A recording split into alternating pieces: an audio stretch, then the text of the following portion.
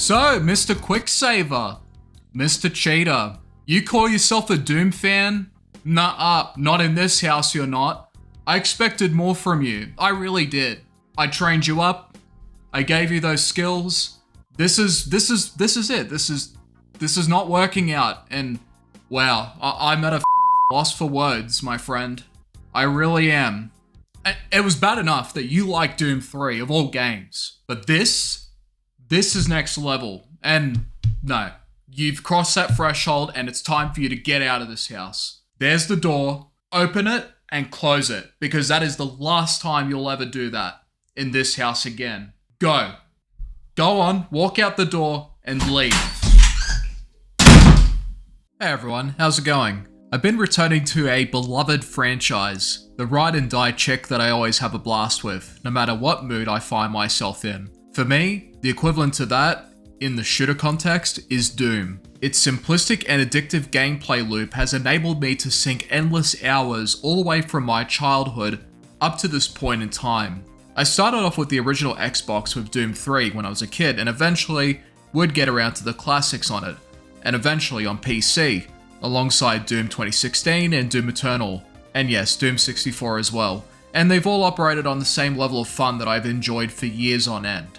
Even when I was a kid that was more into racing games, I still loved playing Doom. It was one of the few shooters that I actually enjoyed playing besides Halo. Doom as a franchise has kept that same consistent theme from the beginning of demonic hordes invading the realm of humanity and one angry marine standing between them. Doom is simple, challenging, fun, and stimulating. All qualities that lead to a good time with any game on the market. And its modding scene has not only enabled me to sink even more hours into the classic than I would have without them, but it would also give me entirely new experiences within the same engine, the same experience. The game at this point was just like a relationship that you just couldn't get enough of. I thought of a million reasons to try and explain why I love Doom. I could string words together and overcomplicate the reasons if I wanted to, but as I got older, I realized that it was just fun.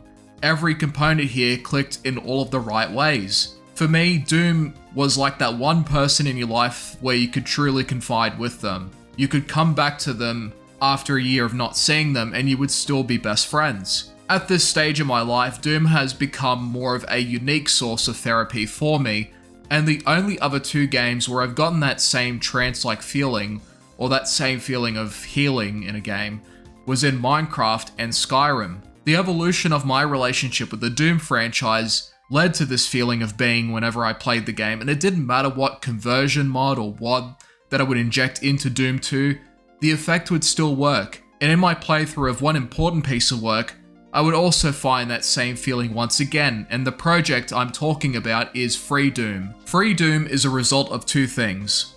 One, it is a result of id Software's release of the source code for the first two Doom games, meaning that people could take the source code and modify it, which has led to arguably the most varied and dynamic display of modding I've ever seen in an FPS game. And Freedoom was able to be realized from the codebase of Doom 2. And two, Freedoom is also the result and mandate of the free software movement. When the source code for Doom was re-released under the GNU GPL, where before it was released under a not-for-profit license, the source code created far more avenues of development beyond just modding what was already there. It's the reason why we have various source ports to this day, giving quality of life features on top of far more mod loading than what would have been possible on the vanilla engine for the game. However, all of the materials for the game itself wasn't free and was still proprietary. User Captain Mello wanted to kickstart a content replacement project, creating an open source iWOD that would replace everything within Doom 1 and 2 with free assets that would also enable users to enjoy add-ons and other types of modding content all for free without the need to pay for Doom 1 and 2. And this was a godsend for those that couldn't afford Doom 1 and 2 at the time. So Wayne Dean, Simon Howard, John Dowland, and other people that were involved in the early stages of the project starting as far back as 2001, envisioned a version of Doom that would not just be free in beer, but also be a gamified symbol of free speech. Freedoom represents free speech in every facet of its design, from the codebase to the materials and the assets made within it. The project served as a free and open source alternative to Doom 1 and 2, where even though the source code was available, you still needed to own a copy of Doom 1 and 2, which meant paying for it. Even with open source engines like OpenMW for Morrowind, you still needed a copy of that game in order to run the engine. It was the same with Doom 1 and Doom 2. But Freedoom's existence would give players who couldn't afford it an opportunity to not miss out on the experience, a version that would also be compatible with the quantitative library of WODs and mods that were already made. Freedoom, being under the BSD license, would give players a banquet of resources to use on the fly, to change and modify if needed, all royalty free, as long as it complies with the terms of the license. Using these resources, they could even help make their own game if they had wished. Part of the open source charm to Freedoom as well is the perpetual and eternal phase of development that also surrounds it. Free and open source gaming has been around for decades now, but it doesn't get noticed as much as the multitude of free games that we have now. We have a lot of free games, yes, but it's free in beer, not in speech. Freedoom is the latter because it can be taken apart and changed to however you want it to be, and it's accessible to anybody for everybody.